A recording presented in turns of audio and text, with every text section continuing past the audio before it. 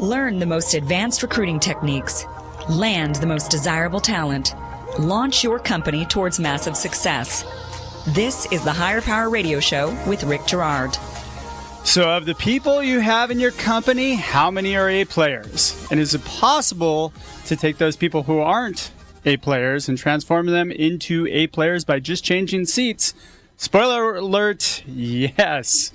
I'm Rick Girard, and welcome to the Higher Power Radio Show. Our mission is to discuss and deconstruct insights from top-performing entrepreneurs and industry experts.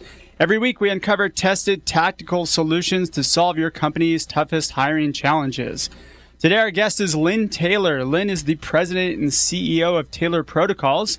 Lynn is a business optimization expert in all areas of human capital, C-level performance, executive coaching, and organizational design.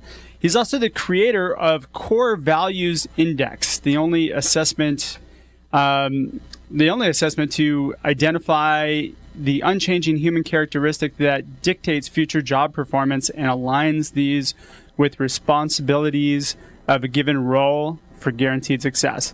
Lynn stakes his company and his reputation around finding the right person for the right mission. Lynn has performed this more than 200 times successfully for turn-on projects over the past 20 years. Lynn, I want to welcome you to the Higher Power Radio Show. Thank you, Rick. It's a pleasure to be here. Absolutely. So things we're going to cover today. We're going to cover how many A and B players you would need to produce 100% of the productivity you generate now. We're also going to talk about if everyone in the company were A and B players, what would that capacity look like? And solutions to transform or hire top performers. So let's start with the question on how many people at a company are typically A players? We did a study of 60,000 people in 367 job positions, 133 companies, and people like Merrill Lynch and Citibank and Alcoa and many other name brand household name companies like Weyerhaeuser and Boeing. And what we found is that the about 7% of the people in all of these companies, by their estimate, in those positions are A players, about 15% B players, and a whopping 53% are C players, and the balance, almost a third of the people, are D performers. Okay, so these are all primarily name brand companies, right? Say it again? These tend to be larger name brand type companies, right? No, I gave you the name brand type companies. It came from mostly from smaller companies. Oh, really? In the 10 to $200 million range. Okay, got it. I would imagine, though, for companies that are startups, you don't really have that problem, especially since it's really crucial that that company come up to speed as quickly as possible. So they really need to hire A players, right? Yes, it's more critical. The smaller the business, the more critical it is to have only right people. And we've done a lot of what we call mom and pop startups, and then mid-range from the 5 to 30 million has been the bulk of our work and our turnaround work. And so does that number still hold true? Transport had 45% per quarter turnover of his drivers, and 160% turnover a year. And we looked at his people and rated them A, B, C, D, and we found that he only had out of his 40 drivers that we started with, he only had about 5% were A players. Wow. And that's typical everywhere, which also means, Rick, that we usually have 3 times as many people as we need if we had only A and B players in every seat. Now we talked on the phone, and you kind of ran me through your kind of 80-20 rule. Run me through that, if you would. Well, that's the Wilfredo Pareto principle that 20% of the people produce 80% of the value, and that means that 80% of the people in any given job are producing the remaining 20%. So the farther a person gets away from performance of the A players, we've also proven that the A players all have core value natures that are very similar for a balance of the four critical energies. And the C and D and players look almost nothing like the A players. Got it. And we've proven that almost always there are nobody like the A players in C and D positions. Only some in the B positions. Got it. All right. So if you're trying to stack your company with A and B players, basically, then the issue has to come down to probably just making wrong hiring decisions or not making hiring decisions that are effective, right? That's exactly right. They're done subjectively. I like the person. They looked me in the eye, had a good handshake, talked well, has good experience, has a resume, has references, and the references gave me good glowing, and that's the way hiring has been done. And he likes baseball, and I like magazine, baseball. 85% of the time, within 3 weeks, both the employer and the employee are somewhat or significantly dissatisfied with the hire.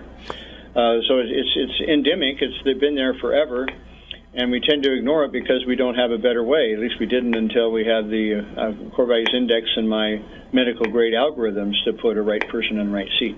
You know, it's interesting. As I read a statistic not too long ago where they were saying that an unstructured interview, which is what 99% of the companies out there do, they just kind of do what you just explained, which is an unstructured interview, tend to produce a 6% chance of making right hire.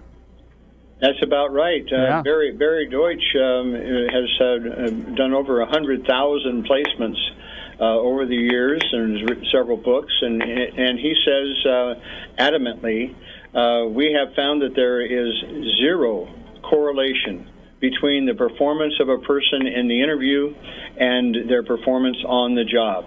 So yes, the success rate is 6 to 10%. If people tell themselves the truth about getting a new A player, but it's really it's not the interview that does it. That's just the statistical variety that if one out of 10 or so people becomes an A player. That's just statistics, not the quality of the interviewing. So we're chalking it up to luck here. Yeah, it really is a problem that needed to be solved. Okay, now you Quebec Marine, they had 56 people on the manufacturing floor, and they were producing $7 million of boats a year, and losing $1 million a year doing that. We did an ABCD rating, did a core value index of all their players. Because they were in such a stark situation, we had to do a reduction. We reduced the plant to 35 people. And with 35 people and just one or two new hires over the course of that first year, we went from $7 million to a $23 million annualized pace. So now the company was making better than industry average. They were making about 15% pre-tax profit. On building boats, which typically create about a 3% profit. Okay, so then that kind of leads us into our next point, which is actually taking the people that you do have and kind of transforming them into an A player. That can be done, correct? Well, you can't transform somebody who is wired by nature to be a different kind of energy. See, our work is, Dr. David Mashburn says that reason we succeed is because we are uncovering and we've learned how to do a job description. So we uncover the human energy needed in the actual tasks of the job. Okay. What balance of the four energies. And then we have the CVI, which gets the balance of the four energies in a given individual. And when you match energy needed to energy that exists in a person, you're getting a physics kind of match for the first time. It's a scientific match, as opposed to the subjective human kind of a disappointing process we go through trying to hire new people. Okay. So, I mean, you've got somebody who's got kind of the right attitude, and they fit in culturally, they kind of check off all those boxes, but they're not really performing in their role. Those are the people that you want to kind of focus in on, right?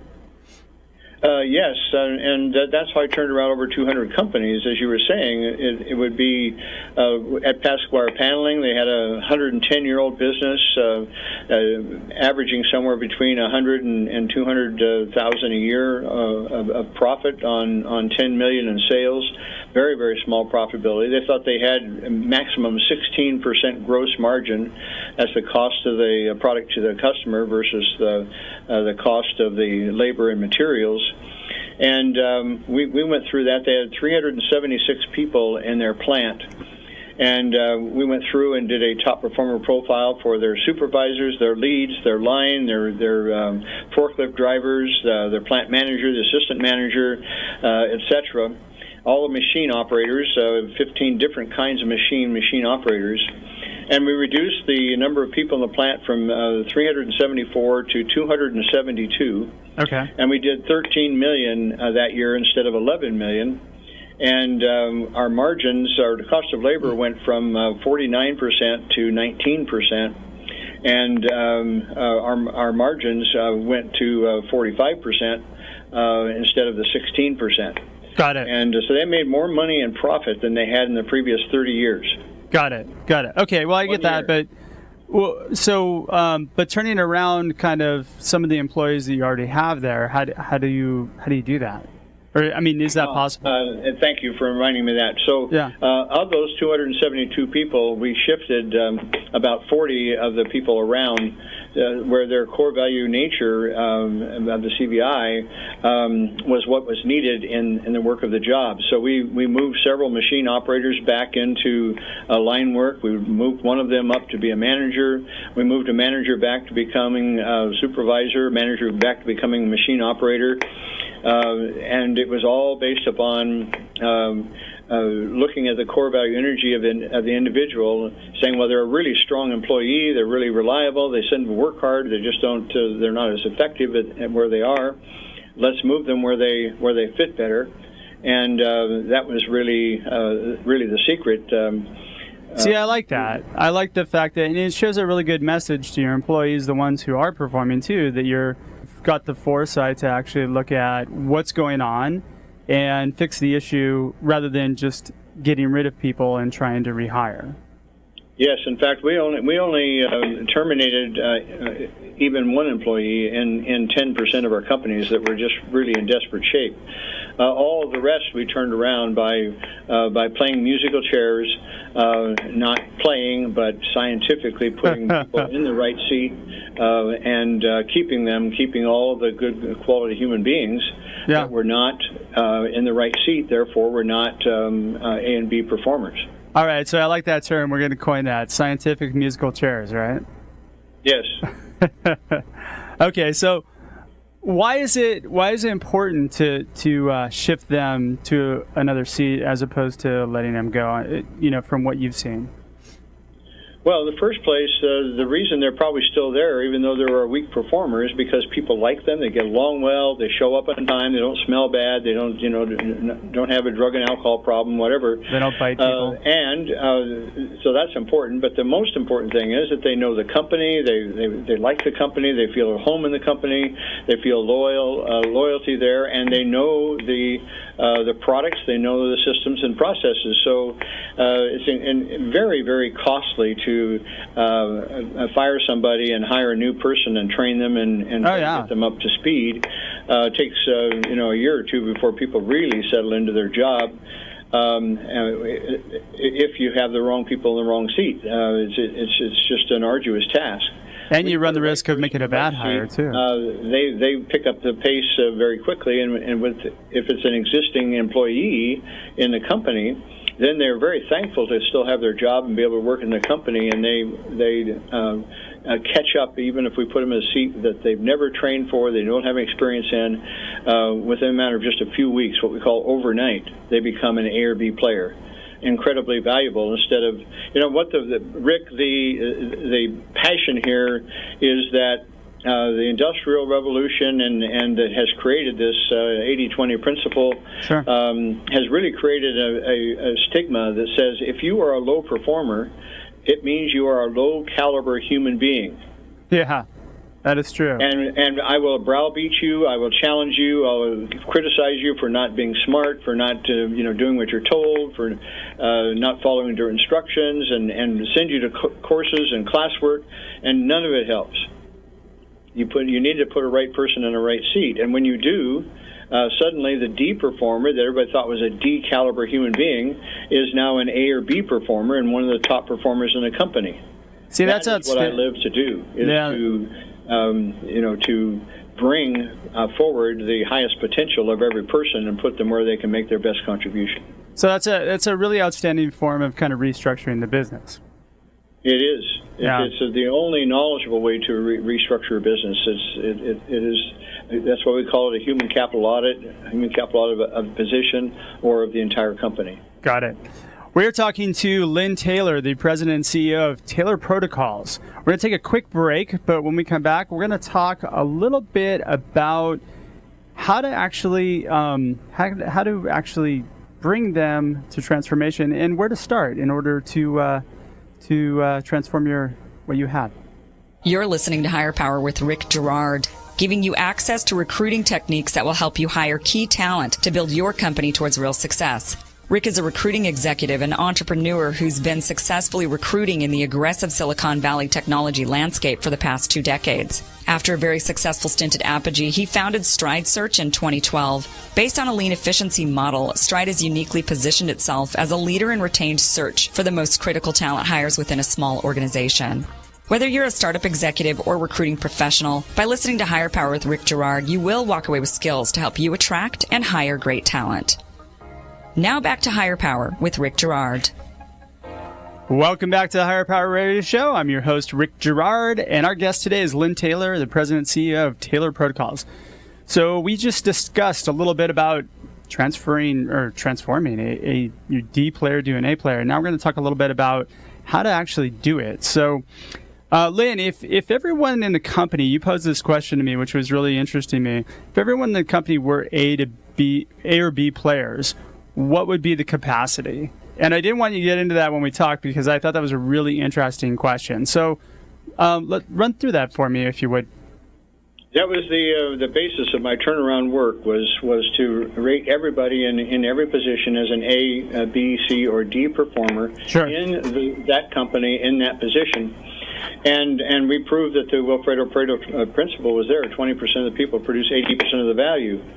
So it was just a simple, logical step then to say, well, let's move some people out of the sales position where they're D performers and move them into customer service or move them across the line into a lead on the manufacturing side and vice versa. Let's take a inside salesperson and put them out in the field. Let's take a customer service person and put them into inside sales.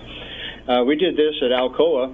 Okay. Had 75 people and a $5 billion business, making about 3% net profit and growing at 1.5% a year. And in that year, we reduced from 75 people, and they kept all the people, but they sent them out to plants and other things. But the sales and the customer service and the marketing team that was at the headquarters was reduced from 75 people to 38. And those 38 people now drove the company at an 8% annual growth. 8% on $5 billion is a lot of money. $400 million of increased sales a year, and we did it with the fewer people, so our cost of overhead was reduced. They moved to a 9 and then a 12% net profit. Bob Parks, the president there, said that we produced more benefit in his 18 months after we did our work than he had in his previous 35 years for Alcoa. Wow, that's pretty impressive. Now, so most of our audience are primarily smaller companies, entrepreneurs. We have a lot of tech-focused companies. So, I would imagine having one person that's not working out. So, how do they effectively do a human capital analysis or analyze that person to figure out where they're going to fit best? It's a matter of looking at what the company does, what their product is, their services are, and how they price it, and where the labor needs to go, and who's doing the selling. And so those are some simple questions I ask. I just come in, staying ignorant until I understand. That's what we call good wisdom. Sure. And so I would just ask questions like, well, so who does the selling here? So in entrepreneurial companies, the lead technician is often also the best salesperson, the only one he or she trusts to go out and do the selling. And then they get some support people and trying to take off of the either technical or sales entrepreneur. It's usually on one side or the other, technical or sales. Take everything off of their plate that they shouldn't be doing, that keeps them from making their best contribution.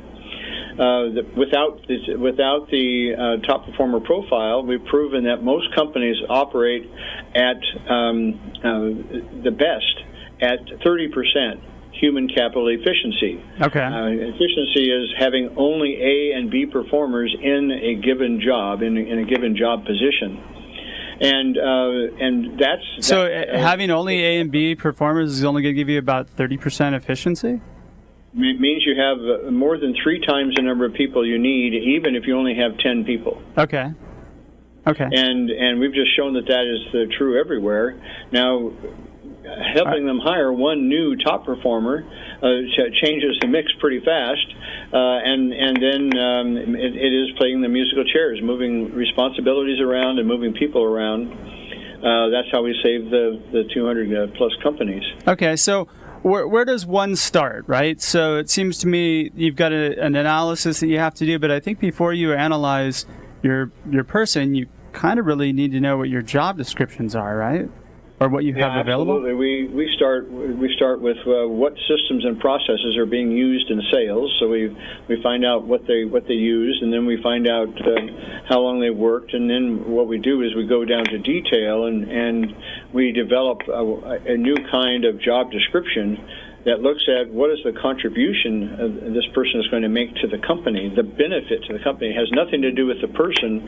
It's the financial justification. What is the thing they're going to produce that is worth money for us and worth enough money that we can pay them a salary to produce that for us? Okay, now... And then we prioritize responsibilities and look at only those responsibilities, staying in that position based upon the contribution that's being created. And then we look at if they're going to do all of those responsibilities, what are they doing most of the day? Where are they sitting, and what is the work that they're doing, the kind of tasks that they're doing all day long, the biggest part of the day, because we want the human energy in the individual to be naturally expressed through the tasks of the job.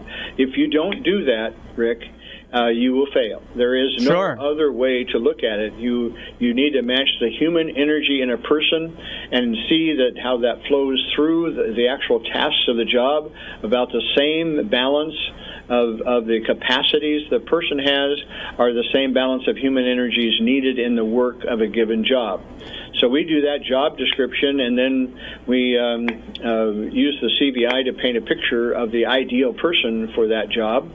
And then we make taking the CBI the first step in the hiring process. We don't allow our clients. We encourage them never to interview somebody if they don't get a high recommendation by our system. Got it. So, in essence, what you're looking at is, for somebody who's a new hire, you want to create the job description first. But if you're taking somebody who's already in the company, right, essentially you're doing the reverse. You're saying, well, we've got a person, we're running them through our CBI test to figure out what motivates them and where they're going to thrive, and then you're creating a role around that person?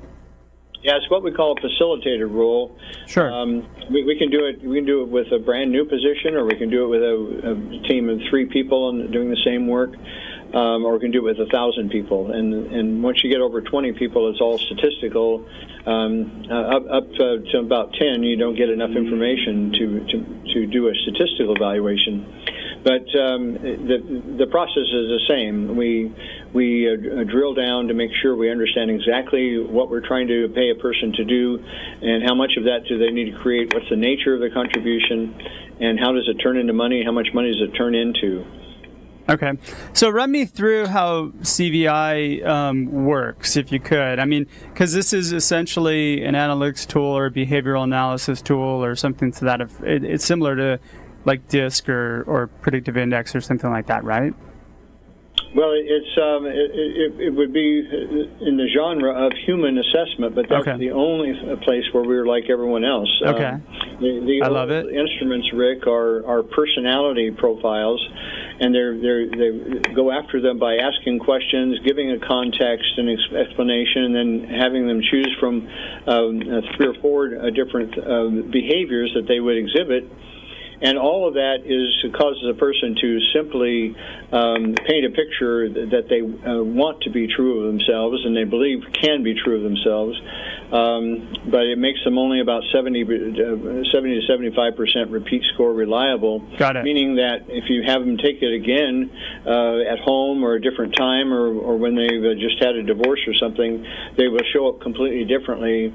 And we based on their emotion or what's happening in their life. 97% repeat score. We're measuring what Maslow called the innate, essentially unchanging nature of a person for the first time, and we know it's comprised of 4 discrete human energies, and we know how to derive a capacity, a variance in that, and measurable. So it's quantitative and tightly defined.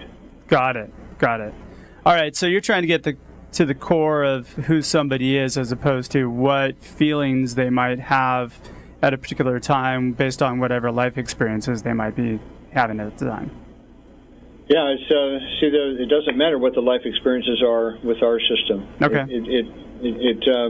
We're completely free of that. There is no confusion and no place for a person to hide. It's a forced choice instrument that takes less than 10 minutes to take. The others take 45 minutes to 3 hours and require a heavy interpretation, and then it's all wrong. It's all about the adapted behavioral self as opposed to the essential human being that you are. Got it. Our instrument and in my book Choices are being called the foundation of the psychology of being that Maslow pointed to some 70 years ago. And the importance of this is that we learn who you are from birth and therefore who you are meant to be, and therefore where you fit best, where if we put you in a given situation, you will find it to be your place of highest and best contribution, the place that will make you feel fulfilled and satisfied. So all this talk we've been doing about people, Rick, and a little callously with numbers, is exactly the opposite. Our work is to lift people into their place of highest and best contribution, which makes them feel satisfied and fulfilled, and for the company engaged and productive. And so it's a win-win for businesses and individuals. Which is huge this day and age, especially when Gallup polls show that 68% of the American workforce are disengaged and disenchanted with their current roles. Yeah, we actually believe it's much higher. HR Magazine did a study and said that 75% of all employees are looking for a job now. Wow. And it said that 85% are dissatisfied with the job they get within 3 weeks. We think there are only about 3 or 4% of the people who are really in the right seat. Another 15% or so are getting close to that and have a pretty good day where 75 or 80% match to who they are. And the rest of the people should never have interviewed for a job, and they should never have been interviewed for a given job that they got in a company. Yeah, I would agree with that. So what are some of the results that you guys get with CVI? Oh, it's been a wonderful, extraordinary. At Night Transport, we solved his huge turnover. He had only 17 trucks on the road, and he owned 27 trucks, but he had bad engineers, bad mechanics working on his trucks. So we did top performer profiles for the sales position, the customer service position, the dispatch position, all of the drivers, and we had short haul, mid haul, long haul. We had a different top performer profile for all 3 kinds of drivers, okay, and for their mechanics. And we took them from a $3 million business about ready to lose his home and his car and his house and eventually his spouse. We took him to $7 million in the first year and a half, and we took him to $16 million within 3 years. $3 million to $16 million, and $16 million he's making 15% pre-tax profit, all by putting right people in right seats. And what's his retention and the engagement retention rate? Is he went from that 170% kind of turnover per year to about a 20% turnover, and the market, by the way, in that time has gotten much more competitive and much worse, where all the other trucking companies are having 75 or 80% turnover a year. He is now in below 20% turnover. That's outstanding. So, unfortunately, we're running close to being just out of time. Lynn, I want to thank you for your time investment today, and thank you for being on the Higher Power Radio Show. It's our pleasure, Rick. I really appreciate it. You're doing great work, and look forward to a long association with you. Oh, thank you. To encourage that, anybody who wants to take the Core Value Index free of cost, is it okay if they just call you, Rick, and we'll give you a bunch of links that you can send out to your audience? Yeah, we could do that. And actually, if somebody would like to reach out to you directly, how do they reach you? And they could probably just mention that they've heard you on Higher Power Radio Show, and you could follow up that way as well? That's all they need to do. Say Higher Power, and you can call Taylor Protocols. The number is 206-283-8144. Or you can send an email to Christine, Christine, at Taylor Protocols. That's 3 O's and an S in Protocols. And it's Taylor. And we'll send you a free link, and look forward to having a chat after you do that if you like. Absolutely. And what's your website address, or how do they reach you on the web? It's TaylorProtocols.com. Okay, excellent. So I want to thank our listening audience for tuning in to this week's episode of Higher Power. A quick thanks to our team, our engineer, Paul Roberts, our producers, Andrea Ballin, Shanti Ryle, and Kim Iverson. To listen to this show and any past episodes, you can check us out on Higher, that's HIRE, Power, POWER, radio, RADIO.com, or Higher Power Radio on iTunes, Stitcher, Spotify, and YouTube. Follow us on LinkedIn or Facebook at Higher Power Radio Show, or you can follow me on Twitter at Rick_Girard. We have another great show lined up for you guys next week. It'll be our 1-year anniversary, and we're bringing back our very first guest, Tom Chaparro, who's the Executive Vice President of the Newport Group. Looking forward to having him. It's going to be fun. I'm your host, Rick Girard, and you have been listening to the Higher Power Radio Show. Aloha. Thank you for listening to Higher Power with Rick Girard on OC Talk Radio.